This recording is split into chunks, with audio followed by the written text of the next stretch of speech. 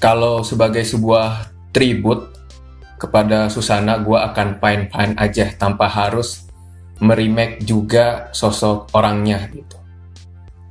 Bukan hanya filmnya, tapi juga meremake sosok orangnya. Itu yang sampai sekarang bikin gue masih tidak habis pikir, masih ganjel. Kenapa harus repot-repot juga Luna Maya itu dipermak habis-habisan, dibuat mirip dengan Susana. Tidak hanya nanti wajahnya, tapi juga bagaimana dia nantinya cara berbicaranya. Benar-benar juga ikut-ikutan harus mirip dengan Susana.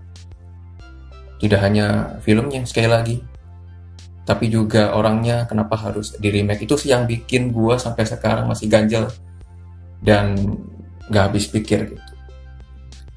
Halo Sobat Kripik, welcome back to podcast Kripik Film. Selamat datang nih. Di episode kali ini gue akan mereview Susana Malam Jumat Kliwon. Ini sekali lagi merupakan sebuah remake sama seperti dulu film 2018 atau 19 ya, Bernapas Dalam Kubur, itu juga remake. Ini film kedua Luna Maya menjadi Susana. Kalau yang udah lihat film dulunya tahun 86 kalau nggak salah, disutradarai oleh Sisworo Gautama Putra, ini melihat film remake-nya ini jadi terlihat seperti prequel, di mana memperlihatkan sosok ibunya Ayu, bagaimana dia akhirnya mati penasaran dan jadi sundel bolong. Karena film yang dulu kan dari point of view anaknya nih, Ayu, yang diperankan juga oleh Susana, nanti melihat dan juga dilindungi oleh sosok sundel bolong yang singkat cerita nanti ternyata adalah ibunya. Nah, film terbarunya ini nanti seperti prequel jadinya, melihat originnya si ibu nantinya, bagaimana dia kok bisa menjadi sosok sundel bolong. Tapi sebelum masuk ke horornya nih, gue sebenarnya datang justru karena ingin melihat Opi Kumis.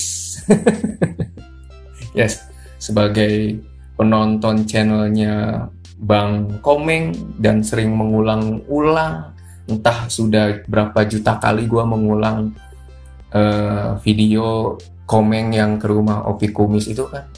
Jadi gue ngefans juga dengan Opi Kumis. Jadi gue sebenarnya bukan karena Susana, bukan karena Luna Maya yang sekali lagi dipermak menjadi Susana, bukan karena horornya, tapi justru datang karena Bang Opi Kumis. Dan sekali lagi Opi Kumis tidak mengecewakan. Di sini bangsat banget. Gue memaklumi jadinya kenapa nantinya walau settingnya itu Jawa Timur, tetapi ada hansip Betawi bernama Japra dan Rojali. Jadi gue memaklumi lah pokoknya. Karena memang selain Opi Kumisnya kocak banget dan Adi Bing Slamet nanti tektokannya kocak banget. Karena kenapa gue pada akhirnya memaklumi, karena selain juga ini seperti menyambung-jambungkan dengan dulu Bokir ya kan.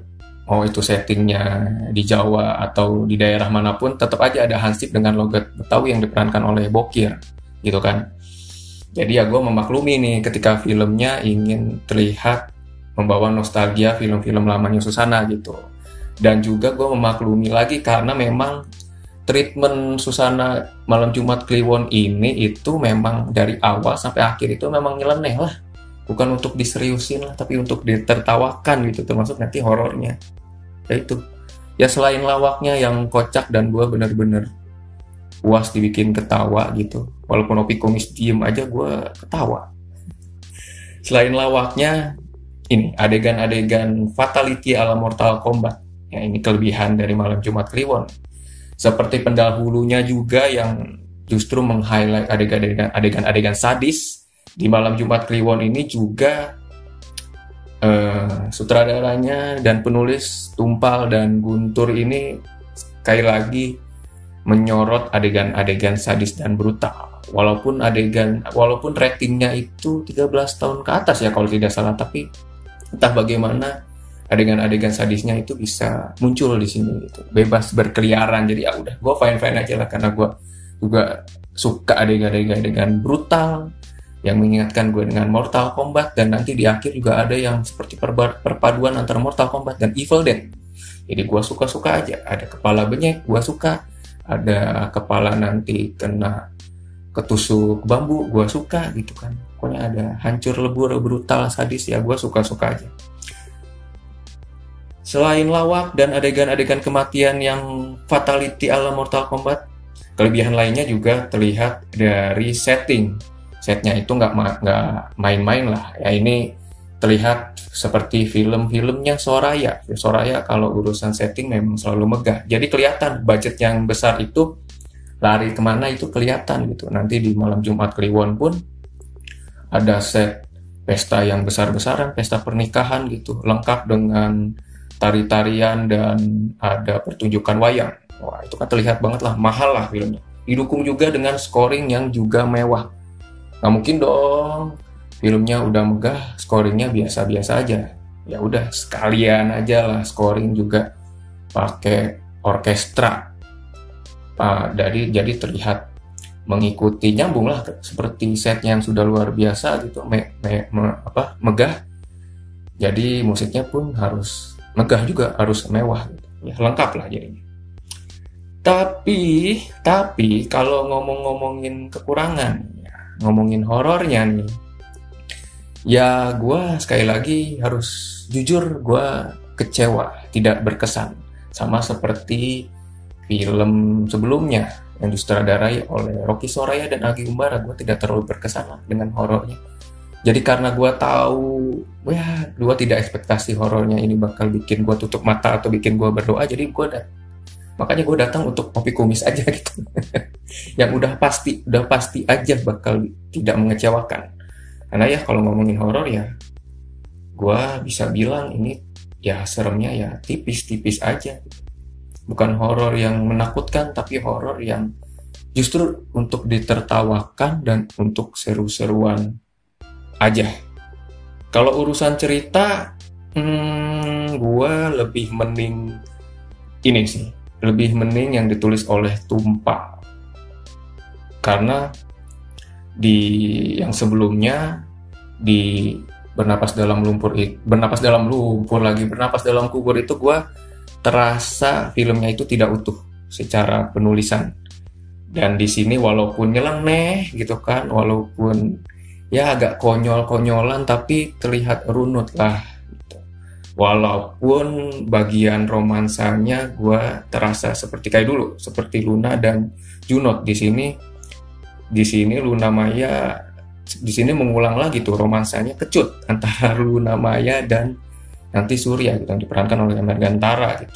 Ya, dia aktingnya lagi-lagi seperti di KKN ya, walaupun tidak seplangak plongo dulu. Di sini dia banyak dialog, tapi tetap tidak terasa tuh chemistry. Seharusnya kan di sini romansanya lebih di highlight ya, tapi tidak terasa tuh romansa antara chemistry antara Luna Maya dan Surya gitu, sepasang kekasih yang beda alam, tapi ya gitulah, sayangnya itu, rasa sayangnya itu, chemistry-nya nggak kerasa lah. Intinya itu Luna dan Surya itu terasa, chemistry-nya terasa tengik.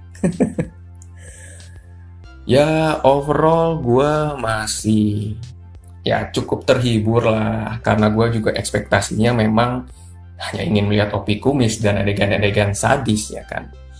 Ya cukup terpuaskan lah dengan kegoblokannya Opi Kumis gitu, dan juga adegan-adegan kematian ala fatality Mortal Kombat yang sadis.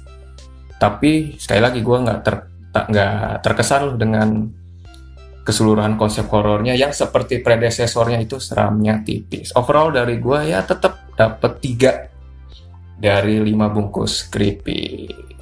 Yes, yang penasaran langsung aja lah nonton ke bioskop, rasakan sendiri ya, nilai sendiri kayak apa filmnya. Jadi thank you yang udah mendengarkan podcast Creepy Film. Jangan lupa follow di Spotify dan juga subscribe di YouTube. Gua Rangga, thank you, ciao, bye-bye.